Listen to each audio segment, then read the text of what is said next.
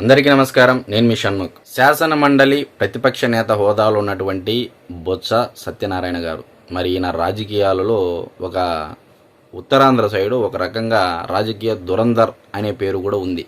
మరి ఈయన ఏ పార్టీలో ఉన్నా ఈయనకున్నటువంటి ఆర్థిక బలం అంగబలంతో చక్రం తిప్పగలిగినటువంటి నేతగా ఆ ప్రాంతంలో ఒక ప్రాధాన్యత ఇతని పేరు మీద ఉంది. ఒక పేరు కీర్తి ప్రతిష్టలు పెట్టుకున్నాడు.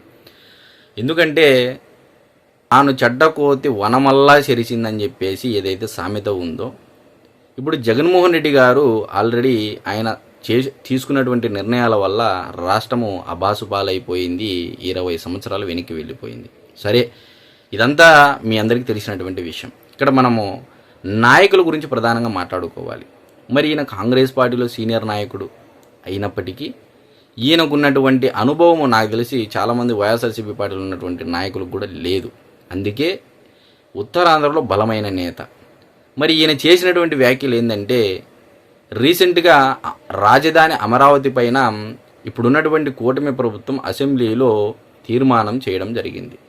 మరి ఈ తీర్మానము శాసన మండలికి రాలేదు, దానికి విలువ లేదు, ఖచ్చితంగా దీనికి విలువ లేదు అని చెప్పేసి బొత్స సత్యనారాయణ గారు చెప్పడం జరిగింది. అయ్యా బొత్స సత్యనారాయణ గారు, మీకు సవినయంగా నేను చెప్పుకుంటూ, ఒక శాసన మండలి ప్రతిపక్ష నేతలో ఉన్నటువంటి వ్యక్తికి, ఎంతో సుదీర్ఘ రాజకీయ అనుభవం ఉన్నటువంటి వ్యక్తికి, ఎన్నో సంవత్సరాల నుంచి రాజకీయం చేస్తున్నటువంటి మీకు బిల్లు తీర్మానం అనే తేడా తెలియకపోవడం ఇక్కడ ఉత్తరాంధ్ర ప్రజల శోచనీయం. అదేవిధంగా ఆంధ్రప్రదేశ్ రాష్ట్ర ప్రజలు కూడా ఈ విషయంలో చాలా బాధపడుతున్నారు. ఎందుకు ఇలాంటి నేతలు మేము ఎన్నుకున్నామా అని చెప్పేసి కూడా బాధపడేటువంటి పరిస్థితి.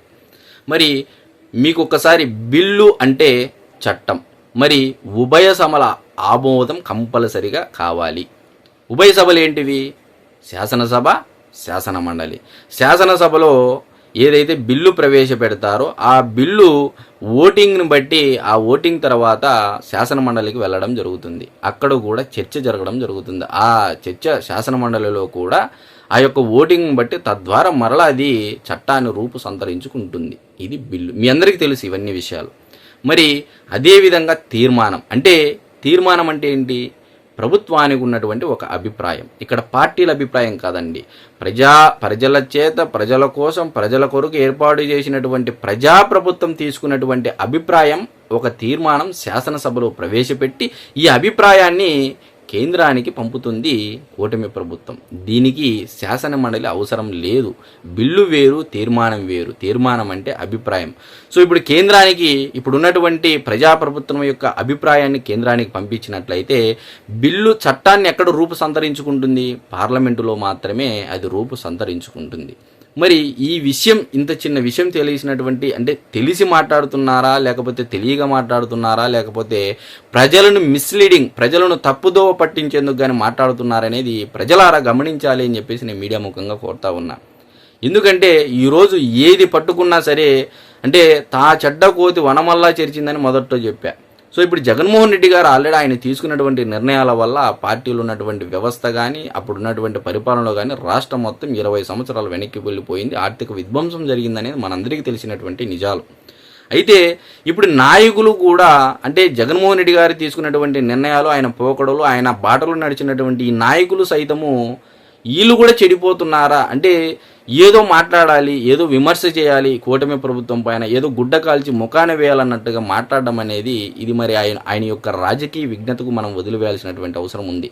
మరి బొత్స సత్యనారాయణ గారు ఇంత చిన్న విషయాన్ని ఎందుకు అంత ప్రత్యేకించి, అంటే మీరు ఏది చెప్పినా ప్రజలు నమ్మేటువంటి ప్రజలు ఉన్నారని ఇంకా మీరు భ్రమలోనే ఉంటే, ఒక్కసారి India today mood of the nation survey ప్రతి 6 నెలలకు ఒకసారి రిలీజ్ చేయడం జరుగుతుంది.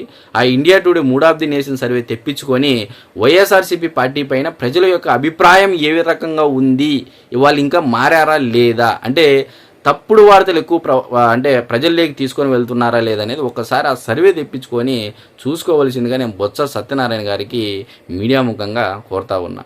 కాబట్టి బొత్స సత్యనారాయణ గారు, అమరావతికి ఈరోజు చట్టబద్ధత కలగనుంది. చట్టబద్ధత కేంద్రం ఇప్పుడు పార్లమెంట్లోకి ఈ అభిప్రాయం పంపించారు కాబట్టి శాసనసభ తీర్మానం చేసి ఖచ్చితంగా పార్లమెంటులో ఆ బిల్లు ప్రవేశపెడతారు. అట్ అమరావతి సిఆర్డిఏ చట్టంలో కూడా ఇంక్లూడింగ్ అమరావతి అనే పదాలు యాడ్ చేయడం ద్వారా ఇప్పుడు తద్వారా కేంద్రం కూడా ఒక గెజిట్ నోటిఫికేషన్ ఇవ్వడం జరుగుతుంది. ఈ గెజిట్ ఇచ్చిన తర్వాత ఇంకా మీ నాయకుడు అనగా ఆంధ్రప్రదేశ్ రాష్ట్ర మాజీ ముఖ్యమంత్రి పులివెందుల శాసనసభ్యుడైనటువంటి వైఎస్ జగన్మోహన్ రెడ్డి గారు ఇంకా ఇంచు కూడా కదలలేరు చెప్పేసి మీడియా ముఖంగా మీకు సవినయంగా తెలియజేసుకుంటూ, ముందు ప్రజలను తప్పుదో పట్టించుకోకుండా ప్రజల సమస్యలపైన పోరాడండి అని చెప్పేసి మరొక్కసారి మీకు విజ్ఞప్తి చేసుకుంటూ నమస్కారం అండి. సత్యనారాయణ గారు.